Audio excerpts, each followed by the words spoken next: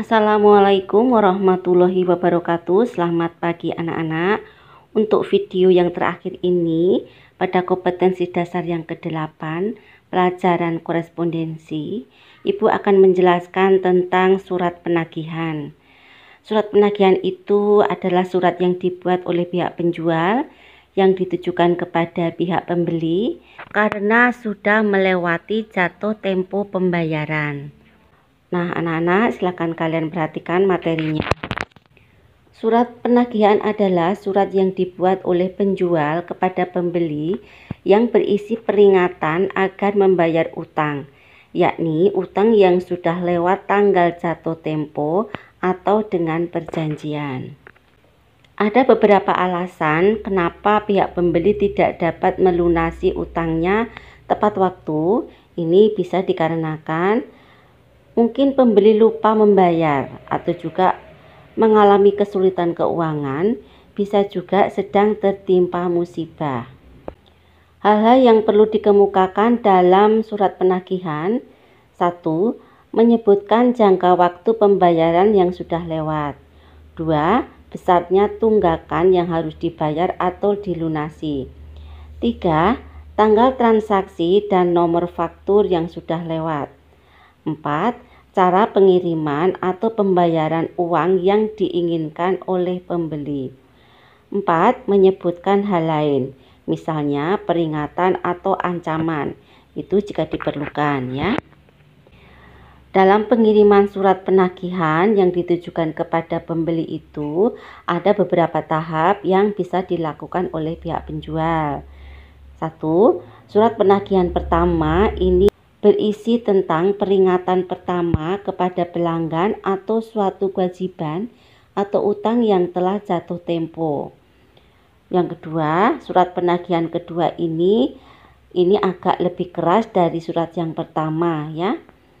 Kemudian untuk surat penagihan yang ketiga ini dikirimkan dengan melampirkan surat tagihan 1 dan tagihan kedua. Ini isinya menegaskan kembali dan memberikan peringatan yang keras terkait pelunasan utang. Jika pembeli tidak melunasi utangnya, maka penjual akan menagih dengan bantuan bank atau inkaso. Surat penagihan yang keempat ini merupakan peringatan terakhir dengan nada yang lebih keras, yaitu berupa ancaman kepada pembeli bahwa penjual akan mengadukan pembeli kepada pihak yang berwajib karena tidak juga melunasi utangnya. Anak-anak, sudah jelas ya bahwa surat penagihan itu diberikan oleh penjual kepada pembeli karena sudah jatuh tempo. Artinya sudah melewati tanggal dari kesepakatan pelunasan utangnya. Nah, nanti ada 4 tahap surat penagihan. Untuk penagihan yang pertama ini biasanya berupa peringatan kepada pihak pembeli bahwa memberitahukan bahwa sudah jatuh tempo pelunasan, tetapi kenapa pihak pembeli belum juga melunasi utangnya. Nah, kemudian kalau itu belum juga dibayarkan, maka pihak penjual itu mengirimkan surat tagihan kedua. Isinya sama tetapi lebih tegas dari surat yang pertama ya. Jika surat penagihan kedua ini pembeli juga tidak mau melunasi utangnya, maka pihak penjual memberikan surat penagihan yang ketiga. Surat ini dikirimkan dan dilampiri dengan surat tagihan ke-1 dan kedua. Ya, isinya tadi adalah memberikan peringatan yang keras terkait pelunasan utang tersebut. Nah, jika pembeli tidak bisa melunasinya, maka ini nanti akan ditagih melalui bank.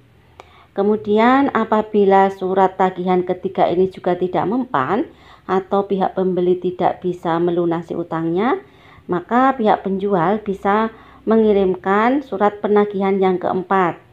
Nah, dalam surat ini disertai dengan peringatan terakhir dengan nada yang lebih keras ya, yaitu dengan ancaman kalau sampai nanti tertanggal sekian misalnya belum bisa melunasi atau tidak melunasi utangnya, maka permasalahan ini akan dibawa ke pihak yang berwajib atau melalui jalur hukum agar nanti pembeli mau melunasi utangnya. gitu ya. Jadi tahap-tahap tersebut yang dilakukan oleh pihak penjual untuk menagih utang kepada pihak pembeli. Nah, sekarang kita lihat surat-suratnya ya. Ini adalah surat tagihan pertama dari pihak penjual yang ditujukan kepada pihak pembeli. Kepala surat atau kop suratnya ini dari PT Adi Pratama, ini pihak penjual ya. Tertanggalnya 18 Oktober 2018. Kemudian diberikan nomor. Halnya ini adalah pembayaran faktur nomor 021-7-018.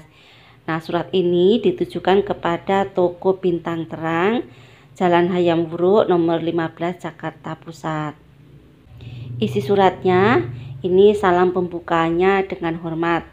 Kemudian untuk alinea pembuka, menurut catatan kami ternyata saudara belum melunasi faktur nomor sekian tanggal 4 Agustus 2018 sebesar 15 juta rupiah yang seharusnya saudara selesaikan tanggal 1 Oktober 2018.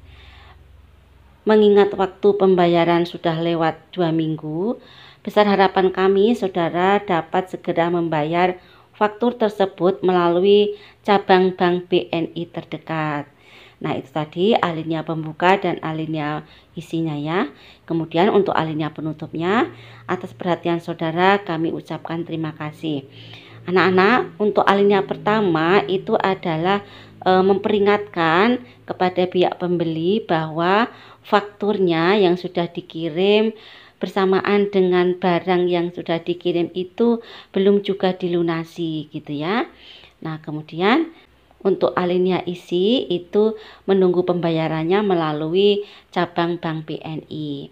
Kemudian di sini kita lihat salam penutupnya hormat kami, tanda tangan, nama terang dan jabatannya. Ini adalah surat tagihan yang kedua.